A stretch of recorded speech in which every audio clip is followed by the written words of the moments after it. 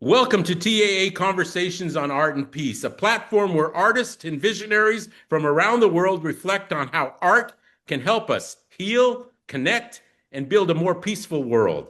Today, we have the tremendous honor of speaking with a man whose camera has shaped global understanding over half a century, David Hume Kennerly. A Pulitzer-winning photographer, David has captured some of the most pivotal moments in modern history. From the frontiers of the Vietnam War to the fall of Saigon, from the Oval Office to refugee camps, from civil rights marches to world leaders behind closed doors. But David is more than a witness to history. He is a storyteller of humanity. His images have crossed borders and ideologies to touch the hearts of millions. They speak a language that requires no translation, the language of empathy, truth, and conscience. In 1975, as the Vietnam War neared its tragic end, U.S. President Gerald Ford asked David to return to Southeast Asia. What he brought back were not just pictures, they were a moral call to action. His black and white photographs of despair and resilience were so compelling that President Ford had them installed in the West Wing of the White House, not for public display, but so that his staff and advisors would be confronted daily with the brutal human reality of what was unfolding. These images helped convince the president to authorize a large-scale evacuation that ultimately brought tens of thousands of Vietnamese refugees to safety. President Ford later wrote, "I knew David wouldn't try to give me any propaganda. David thought that once I saw the photographs he took of the suffering there, I would have a better feel for what we had to do." This is just one of many moments in David's career when photography became not only a record of history, but a force in shaping it. His work reminds us that a single image can change policy, alter perception, and open hearts across oceans and cultures. At the Art Association, our mission is to encourage peaceful engagement through art in all its forms. We applaud the way David has used his photography to advance inner, community, and international peace. His body of work stands as a testament to the power of art to build empathy, foster understanding, and bring humanity into focus. David, thank you for joining us. It's an honor to welcome you to TAA Conversations on Art and Peace. Glad to be here. I'm going to jump right into the question. David, how did you first come to photography, and how did your sense of purpose in the field evolve over time? I grew up in Oregon. I was born in a little lumber town called Roseburg, which is way south of Portland, and moved up to West Lynn, Oregon, my junior year in high school. And by that point, I was already taking pictures. My first published photograph was in 1963. I was a sophomore in high school, and that really got me interested in photography. Seeing my work displayed, even though it was a high school newspaper, it was a very thrilling event. I've kept all those clippings too because it's such a good timeline of my career. But I think the big moment after I graduated from West Lynn High School is I got a job. I went to Portland State College for about a half hour, and I was a lousy student. I didn't like school. I was sitting in a room, and I wanted to be outside, seeing things and doing things, and so an incredible opportunity came along, which was to replace uh, a young photographer who was going in for 6 months training in the Air Force Reserves. And so he had recommended me to replace him just for that 6 months. And they hired me. It was at the Oregon Journal, which no longer exists, but it was an afternoon newspaper back then.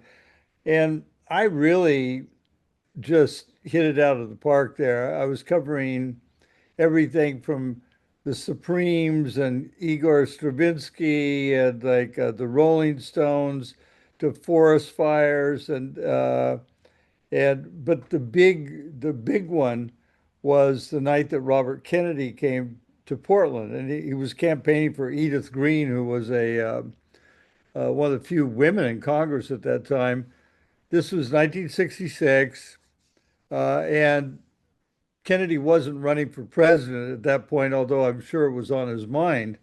And I went over to the Labor Hall where he was giving a talk, and it was so crowded I couldn't get in. And I saw this photographer on the edge of the crowd who wasn't a local guy, and he looked like he was traveling with the senator. And so I went over to him. I must have been rather panicked. I'm sure I was. And I introduced myself and I said, like, how do you get through these crowds? And he kind of looked at me and he said, grab onto my coat, kid. And he just sliced through the crowd, put me up into this place where I had this, which he said, this is where you could see the senator and the crowd. And it was like a perfect position. And he was a Life magazine photographer named Bill Epridge. And that lesson alone in my life, how to treat other people, always stuck with me. I've always been helpful to my colleagues ever since, even though we would be competitors. I really, there's a sense of camaraderie among those of us who do this kind of thing. But I took the pictures, but that wasn't the big moment. I followed that motorcade out to Portland Airport, and Kennedy got up, and it was an old DC-3 out there on the tarmac with the engines turning over, and he ran up and turned and waved to the crowd. But then Bill Epridge, the life diver, went up right after him and turned around and pointed at me and gave me a thumbs up. Went in, the door closed, and the plane took off into the night. And if you remember that final scene in Casablanca where Rick is watching his love take off, it was a profound moment for me. It changed my career. I realized I wanted to be on that plane. I wanted to be in the room where it was happening. I and that stuck with me forever. I was a good sports photographer. I photographed celebrities, but none of that mattered. What mattered to me was being in there and watching people make the big decisions that end wars, that start wars, and that's been the direction of my career. Wow, fascinating and It interesting. all happened in Oregon. There you go. Everything happens in Oregon. You've documented some of the most defining and difficult chapters of recent history. How do you navigate the balance between witnessing conflict and revealing humanity? Well, I don't think those two things are at odds, really. I think that part of my own personal mission, which is as a journalist, a photographer, covering things, I'm not intruding in what's going on, but I think photography has a way of piercing the veneer of the facade of people hiding who they are. I mean, there are moments that are revealing, and those kind of moments are the ones that I live for. I've done pictures of every president since LBJ to up through the current administration, and every now and then you get a peek inside somebody's soul, not very often. And so being a sports photographer is getting that peak moment of action, getting one of my photographs was Ali being knocked down by Frazier in their first big fight in Madison Square Garden. But my peak moments are really getting behind the camouflage Yeah, of somebody's personality. understood. And it doesn't happen very often, but those opportunities exist. And I think below the surface, most people are decent, and not everybody is. We know that. But in my career, I've had really good luck with people who really cared about what they were doing and they cared about taking care of other people. Um, and it's been that kind of a career. It hasn't all been doom and gloom, and I don't even look at it that way now, David, which, as you know, is easy to do. is it a participatory process where you perhaps encourage that moment of clarity, or is it just by happenstance you happen to be there and capture it? Is it how do these moments that you live I for don't, come about? yeah, I don't, I'm not trying to put my thumb on the photo scale. I'm I the way I operate really is, and I have relationships with a lot of these people. Certainly, with President Ford, I was really treated like one of the family, but that never deterred me from my mission. I wasn't trying to make them, even as close as I was to Ford's, Mr. President, Mrs. Ford, uh, look good or bad, and they appreciated my honest approach. They when we left the White House, I wrote them a letter, and in resignation letter, because I wasn't going to stay around for Jimmy Carter, but and I said it's been real. I said, dear President Ford, like I'm resigning my position. It's been real. And most people will write these two-page, like gushing letters of what you've done for the country, blah, blah, blah. And I got back the most incredible letter from them. And they said, yes, it's been real, and you made it real for us.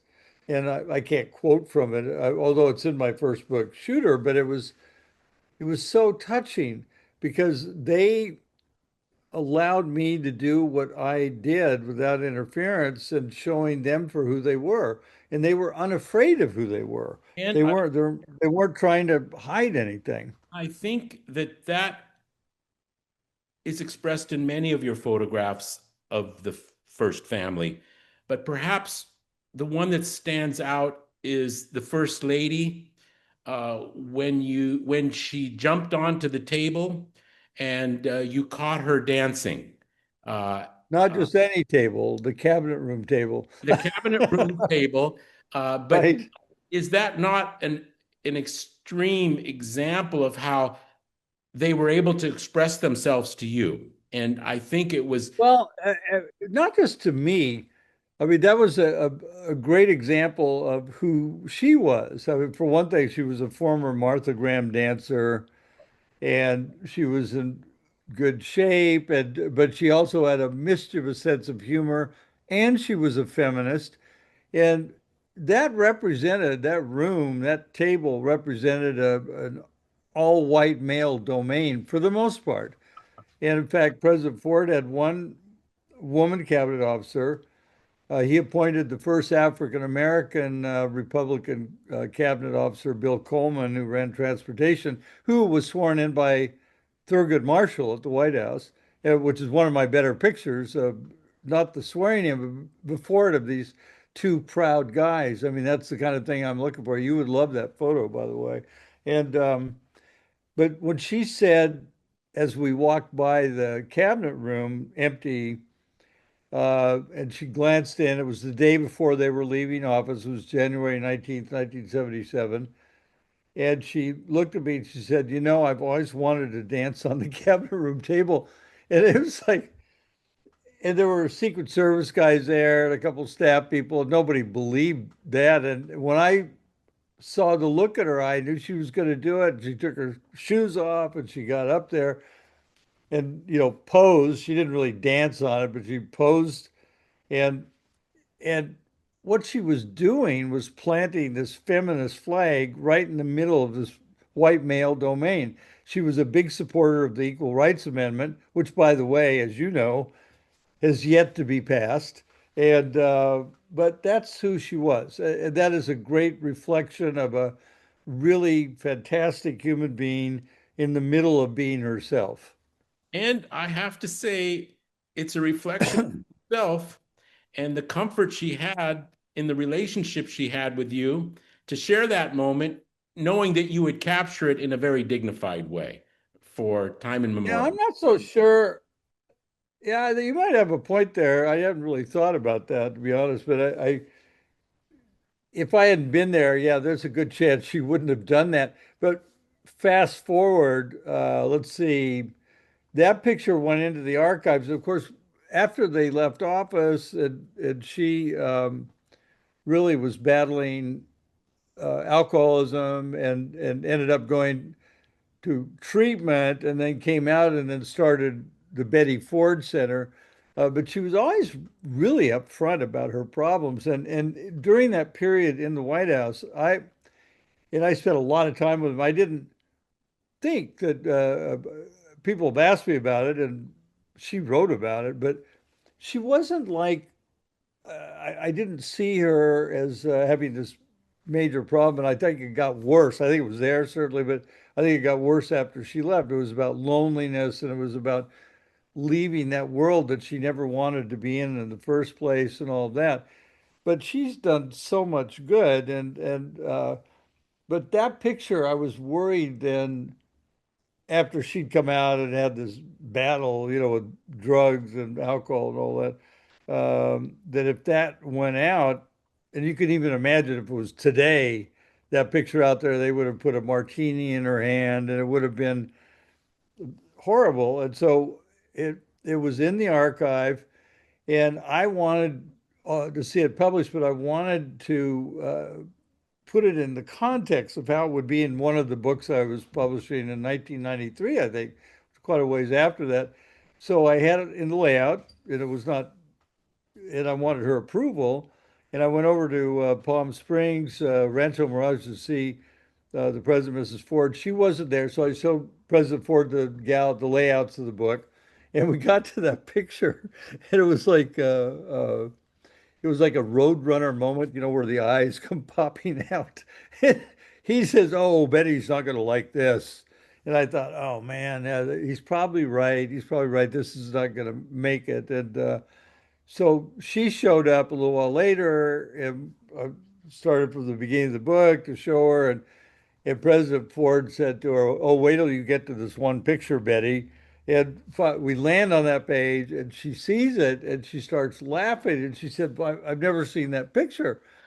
And I said, "So you don't mind if I use it?" And she said, "No, that's great.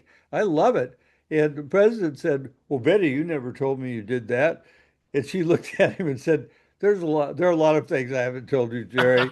But that's how it ended. And the other thing about him that's important is he really stood by her side. And when she had breast cancer in the first month of the White House and ended up having an operation, the staff was saying to her, "You don't need to tell people that about this. This is a personal medical thing." And she said, "No, women need to know this."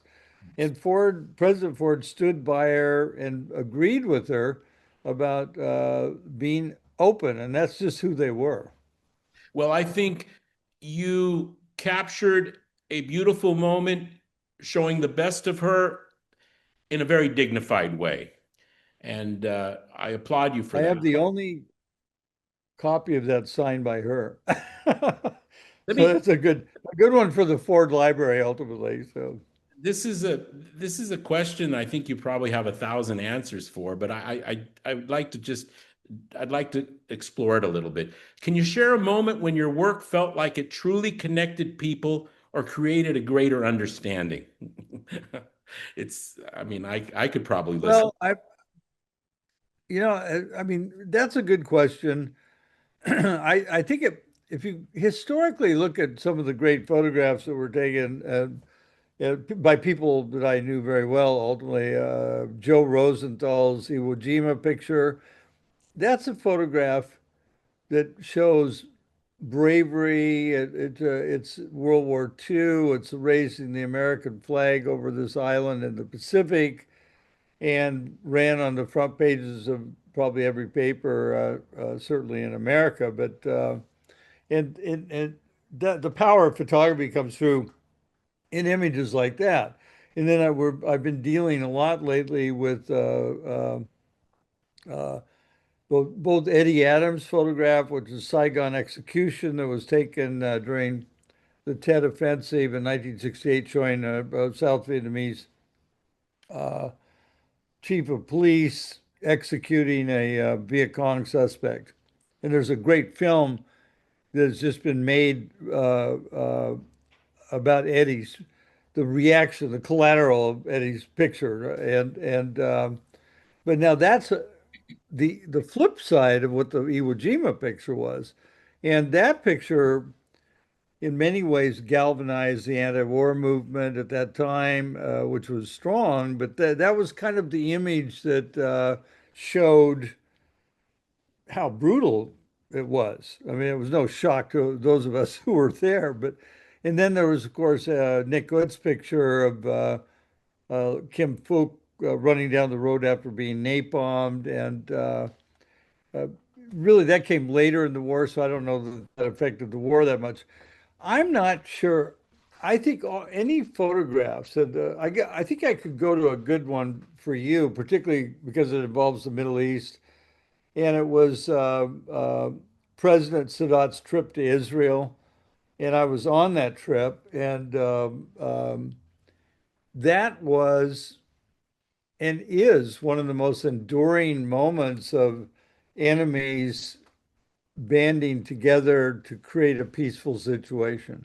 No question about it. And Jimmy Carter brought all that together at Camp David. It was probably Carter's greatest achievement as president of the United States, getting Begin and Sadat to sit down together and then have the Camp David Accords, which persist to this day. I mean, if Egypt and Israel were going at it in the current atmosphere, I can't even imagine it would be another full-blown war in the Middle East. But that actually, despite all the trouble right now, has given some stability to that situation. Yeah. Thank you, Jimmy Carter, Menachem Begin, and Anwar Sadat. And I was there to see that. So my pictures of that, I think, among others that were taken as well, reflect how you could do it and how you should do it. And I think that's an important thing. I don't never look at something I did and probably say, well, if it hadn't been for that, blah, blah, blah. As close as we'll get, you mentioned at the beginning when I showed President Ford the impact of the North Vietnamese attack into South Vietnam. And I gave him a presentation that no president has ever received, which is an eyewitness account.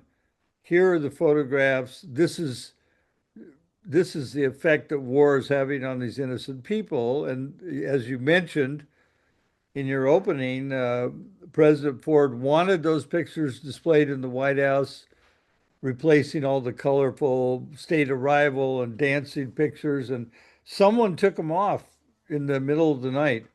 And President Ford got really angry about that, said, put them up. People need to know what's going on over there.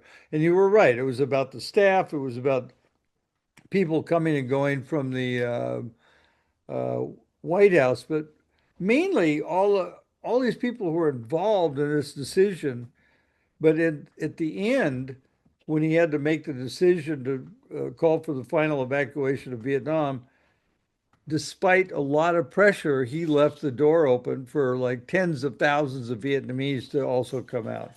And that was a brave decision. A lot of people didn't want Vietnamese here. I mean, you can see it now, like about immigration and people coming up from all over the place. I mean, and it's chaos to a degree.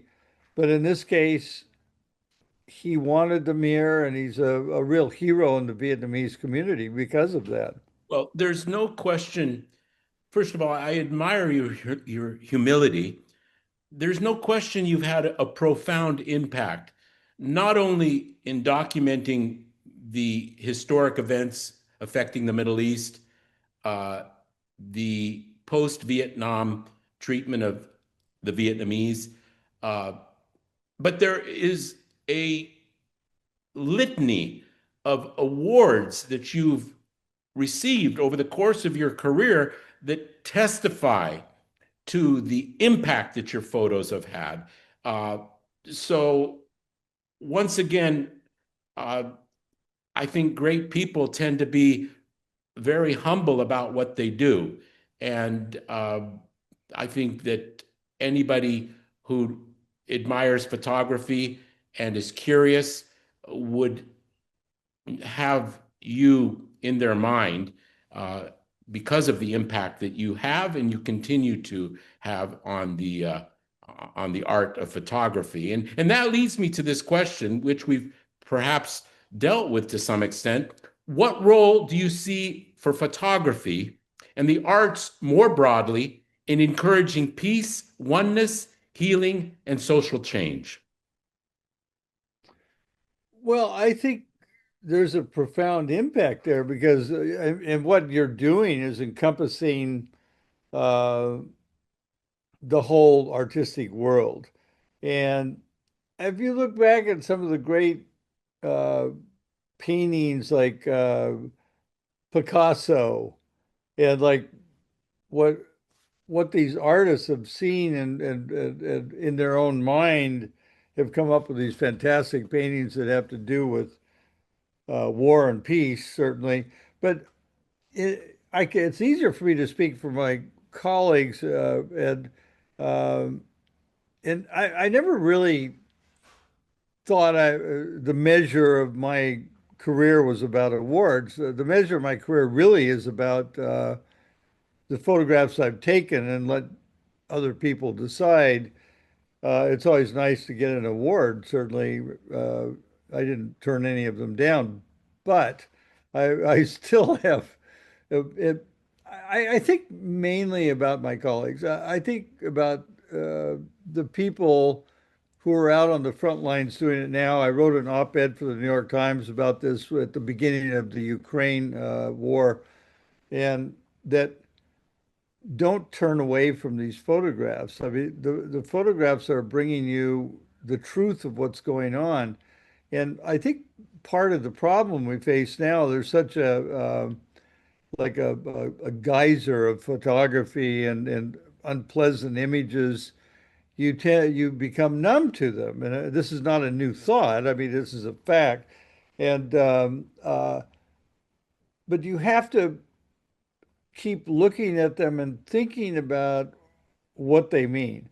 And I think the most anti-war people you'll ever find are the soldiers. And I know a lot of soldiers have talked about that. If you haven't been in a war, and God forbid you would have to be there, it's hard to comprehend it. But my colleagues are the ones that are at great risk to themselves and sometimes leading to death are the messengers of truth and they're in a straightforward way. And I'm not talking about manipulated photos and AI, but the ones you can count on, the wire service photographers, the New York Times photographers, people who have a professional obligation to not show you doctored images. They're the ones carrying the sword or carrying the peace symbol every day, really, because they're living in it. They're bringing you images you've got to look at in order to say we got to put a stop to this, and there's nothing good about it. I don't know one photographer who's made a really brutal image who's proud of the image, rather they're proud of the fact that they were able to show you something that you would never ever see otherwise. Well, I, the Art Association focuses on the artist's role in the process of inner community and global peace. I admire how you have been so inclusive, non-territorial when it came to dealing with photographers and artists in general. I can bring up examples when you were the chief photographer for the president, Ford. You were inviting a whole battalion of photographers to come in and participate, which shows a great deal of confidence on your part, a real admirable trait that encourages community. And I admire you for that. And I also I think that's consistent with the manner in which you speak of other photographers, with the respect that you have for your brothers and sisters in the profession.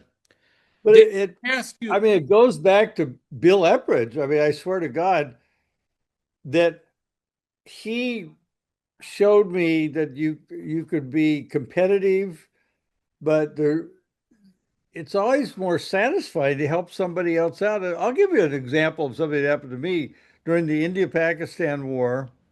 I was at the end of it. I covered it from the Indian side and went into Dhaka and all that. The war didn't last but 2 weeks, but it was brutal, and it was like, I had faced death there, but that's part of the job. So that's not even the story. But I remember the day that Sheikh Mujib Rahman was coming in to be the new leader of the new country, Bangladesh, which had been East Pakistan. I got really deathly ill from something, which is what happened a lot. And I was a UPI photographer, the AP photographer who was covering it. Uh, because I just couldn't do it. I couldn't make it out there to get this guy coming in. He gave me one of his rolls of film to put out. And the AP and UPI are like Macy's and Gimbals, or they're incredibly competitive. And he did that for me. And we never, I mean, I talk about it now. He was the last photographer killed in Vietnam. His name was Michel Laurent, a French guy. And but those are the kind of examples. I could give you others, but that was an extreme example because he shot a roll of film for me, and I couldn't do it. I couldn't make it, and it was not something I asked for, and it was nothing that I expected, and he did it. So the pictures that went out are his, under my name, which is what he wanted. So. amazing, amazing insight. But And most photographers are like that. Not all, like any humans. I mean, you got good ones and better ones, and so, but that's kind of uh, helping other people tell the stories that need to be told. I mean, there is a higher level to this. yes, let me conclude by asking you the question, what message would you offer to TAA's international community of artists for peace? Keep doing it. I think, art is about feeling and like what's going on inside of you and how do you express that. And I think art, I think the honesty of it, I think the emotion of it, the brilliance of the work, uh, every little bit helps. I think we get overwhelmed with the fact, like, what can I do?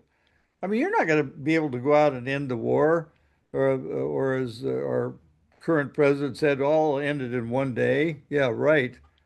Haven't seen that happen. And so, but those grandiose expressions are not how we do it in our community. We do it one brushstroke at a time, one frame of photography at a time. And it's just a building block process, and it does make a difference. And I think I just encourage anybody who's on that track not to get off of the train, to keep on trucking along. And that's what I have to say about it. David, thank you for sharing your insight, your experience. On behalf of the Art Association and our international audience of artists, peace builders, and engaged citizens, thank you. Your photographs are more than windows into the past. They are bridges between cultures, between conflict and compassion, between history and humanity. Whether capturing the anguish of war, the quiet intimacy of leadership, or the resilience of ordinary people, your work has reminded the world that seeing, truly seeing, is the first step towards understanding. In a world where polarization and conflict can feel overwhelming, your work stands as a call to empathy. You've shown us that the role of the artist is not only to record, but to reveal, and sometimes to rescue. At the Art Association, our mission is to encourage peaceful engagement through art. We applaud the way you have lived that mission through decades of courageous and compassionate storytelling. On the behalf of the Art Association and our global audience, thank you for your remarkable legacy and for reminding us that peace is not abstract. It is personal, it is visual, and it begins when we choose to see one another more clearly. Thank you very much, David. Thank you. That's a cut.